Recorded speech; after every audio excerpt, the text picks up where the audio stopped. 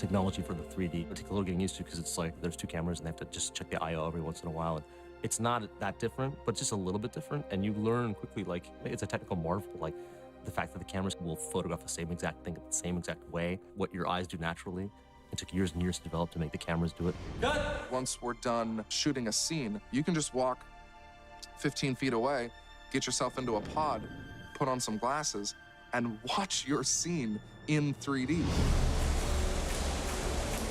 A lot of our sets, we made the decision not to build full sets. We would put in green screens, and we would do set extensions. Roger that. If you take the link room, for example, we only built one side of that set. It was a mirror image on the other side, and we were able to fill that in digitally. Where we are right now is one end of the armor bay, and it goes, you know, about 50 feet. You realize that the armor bay is probably 10 times as long as we have it. It's absolutely filled with heavy weapons and amp suits. There's your man. See you on the flight line. Our probably biggest gag on this will be the motion base we built for the Samson. It's huge, you know, it's the size of a bus. So. We also have the Samson in the back lot, which is going to be hung from a large crane. It's really cool. They basically land the thing. The guys jump out just before it, like, hit the ground. I don't know how many feet in the air. It was probably about 40. And they turn on these massive fans to make all of the foliage in the ground move. It's been the whole gamut of effects, really. Things breaking, simulated helicopter flight, bullet hits, fire. 3, 2, 1, fight! Garrett sent me down his stunt breakdown, different gags that were related to those scenes. Door gunners are getting pulled out of Samson choppers by banshees. Also some stuff that happens in the Dragon. Multiple stunts and sequences where troopers are getting taken out. Probably the most technical movie I've been on. A challenge for everybody, but I think it's going to be a wicked product at the end. I have to say, these stunt guys, I mean, they really gave us their all. There's such a great spirit there in New Zealand. The energy they bring, the excitement.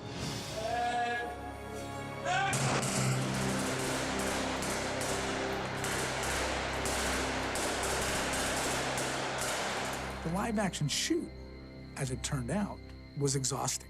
It was a 7-day-a-week process while we were down in New Zealand. So the shoot in New Zealand, which everybody thinks of as an exotic, easy location, was none of that. I just want to say thank you very much for making this a long and grueling shoot, but a wonderful shoot, in the sense that I really appreciate the energy and the workmanship of the spirit. No matter how long the hours got, everybody still pulled hard, and I think I'm on my way.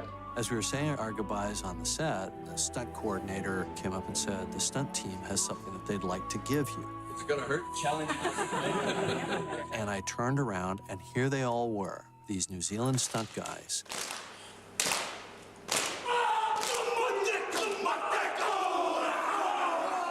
Some were Maori, some were not Maori, but they were all New Zealanders, and they had all worked on this haka. Apparently what this haka does, if translated, is it challenges you to continue to do your best. And that was their way of thanking me.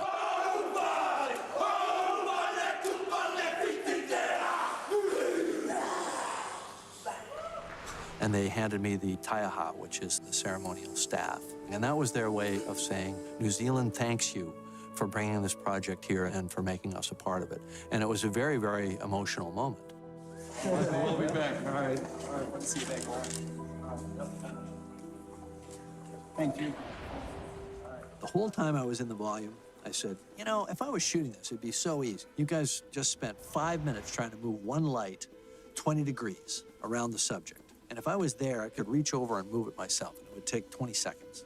Then I got to live action shooting and, you know, moving big objects around in the background. And I said, you know, if this was CG, I could have moved that in 30 seconds. So the whole time I was shooting the virtual camera, I was complaining that it wasn't live action. The whole time I was doing the live action, I was complaining that it wasn't CG.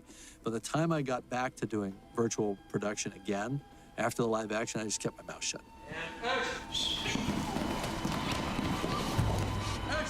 What I realized is that they're both hard, and they're completely different. So you have to have a good team that knows one discipline and a good team that knows the other discipline.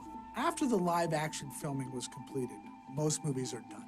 We still had a tremendous amount of scenes that we had captured performances on that we had not yet done camera on. These would play back on the stage with Jim and the virtual camera. Hey. Yeah, please. So now the actors are gone, and he's out there with this virtual camera playing back their performances from sometimes months before. Let's do a take. Over here. Ready? And playback. When he looked through the lens of the virtual camera, it was as if those actors were there giving him the performances live. Yeah, beautiful thing. He would now go and create the actual shots that became the movie. Action. So after all the frenzy and activity of a live action shoot, Lifting. and it's just me with the virtual camera out on a big empty stage for a year. It was a year of this, shooting these cameras. Cut, save that, please. Now you've actually got sort of dailies for the first time, actual shots to cut with. Now you edit the scene, get that the way you want. And then that edited cut is what goes to Weta for them to finish. We called that the template. We would see kind of where he put his light, where the compositional elements were, how the art direction was laid out. Basically, Jim handed that over to us as a master guide for what he wanted the shots and the scenes to look like. Weta is only building what we're sending them instead of building out shots, and instead of going through these massive amounts of iterations with lighting tests and all these other things. We're giving them something that's much more concise, to the point. This is the length of the shot, here's the motion, and here's the camera. And we just followed that, and we would start replacing that with all the high resolution elements. Weta were able to field a team of some of the best animators in the world. And it sort of broke down into two separate areas. One was the creatures, and the other one was the characters, where they were animating from captured performances. Traditionally, when people think of animators, they think of someone who's gonna add life to something that's inanimate. Where Avatar comes in, we're not asking our animators to create the performance. The performance has already been created by the actor. Think fast. Motor control's looking good. You take a character like Neytiri, and the idea is that the audience just has to fall in love with this character. When she smiles, there has to be a connection between her smile and the audience. It really is a collaboration. It's working with the actors and then working with the animators to bring the character to the screen. I see you. I see you. We have to figure out how to maintain that integrity, maintain that performance, so that the characters you see on the screen are really what the performance was intended to be.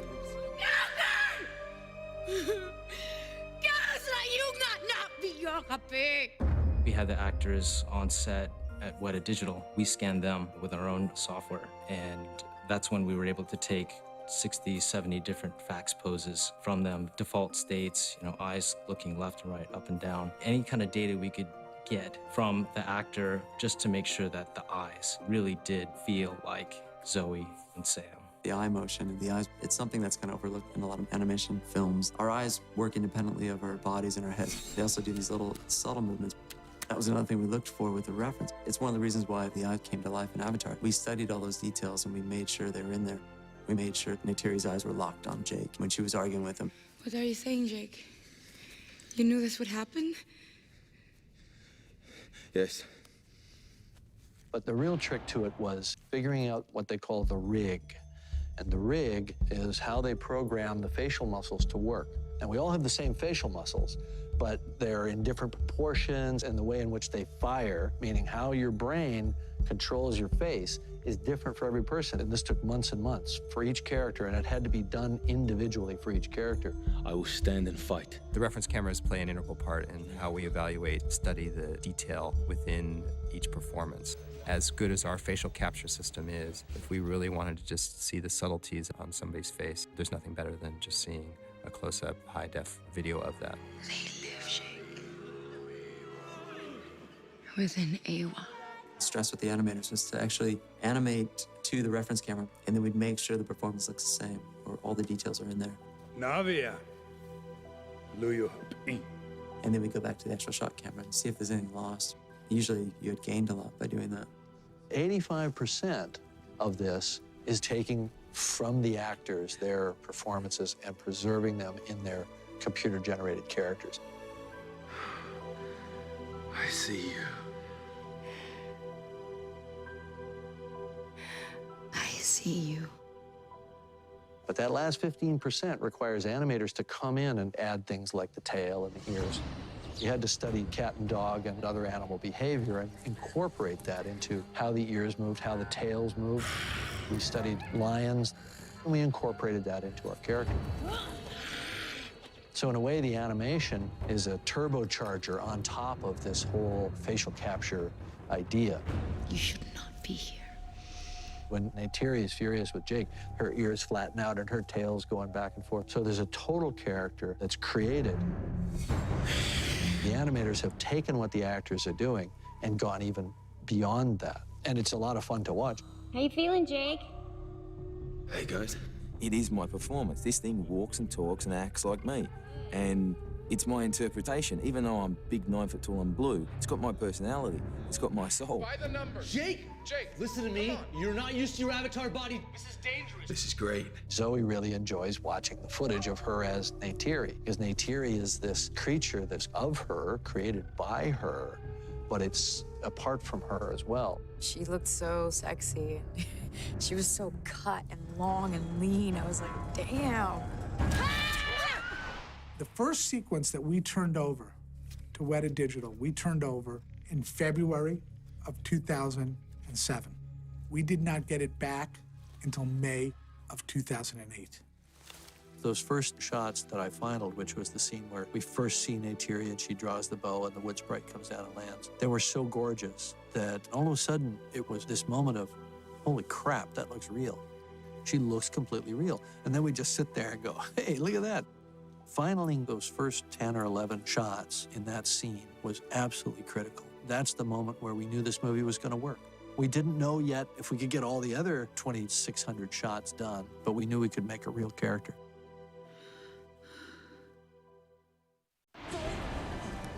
We were cutting the whole movie together, and in the summer of 2008, a full year and a half before the movie was released, we sat down for the first time to watch a full cut of the then existing movie. And the movie at that time was very, very long. So the film was like a mosaic of scenes that were in various stages. So you'd have scenes that were in a pre-cut and then something that was in a virtual camera cut next to something that was turned over 6 months ago that was in animation level, and it was hard to watch. We had to cut the film shorter because it wasn't quite gelling up. It always felt too long making its points, and I kept surgically taking little bits out here and there. And, you know, we eventually wound up cutting out about 40 minutes of film from the time we first screened it for ourselves a year earlier to the time we finished the cut. There was a point where we had been hoping to just be able to handle the whole film ourselves. But Jim handed us a cut that was about 45 minutes longer than the one that got released. And it still had a lot of character work in it. We said, okay, if we focus only on this character work, that's more work than we thought we were going to be doing, and it's too late for us to gear up to do the other work. We made the decision to pull work in late 2008, but we didn't get the approval to do it until spring of 2009. So these shots were just lying in wait, the work building up, Jim stressing out about it. Yeah, okay, so you still have some tech work to do on contact, shadows, and reflection. And it was a nail-biter. The whole movie was a nail-biter in terms of getting things done, because we were always missing these deadlines that we kind of made up out of nowhere. Let's do this by this date. Because we sort of knew if we didn't do that by that date, we wouldn't get this done over here. ILM took the most number of shots and the most complicated shots, and their shots had to seamlessly fit in with Weta's work in the end battle.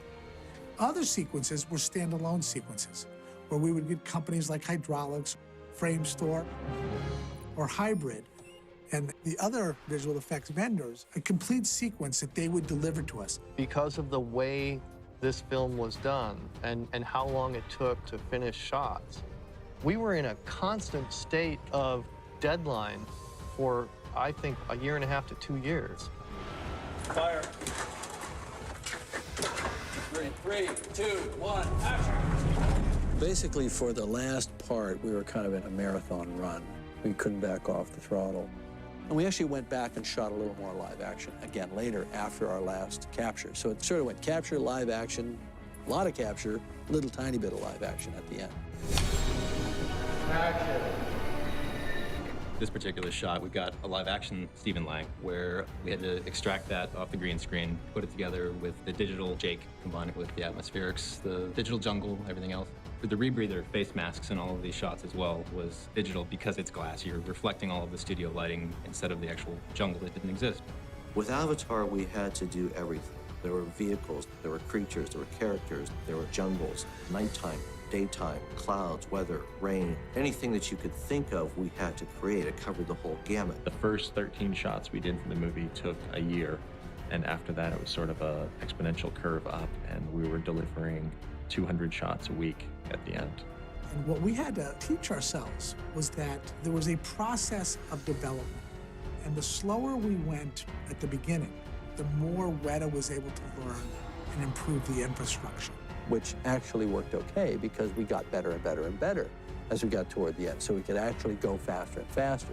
So even though we sort of backloaded the whole schedule, we had learned how to go fast enough to be able to compensate for it. Thank you for clicking on our video, everybody. If you like what you saw here, please make sure you like the video and subscribe and share with your friends who like this sort of content. Joblo remains an independent company, and we appreciate all of your support.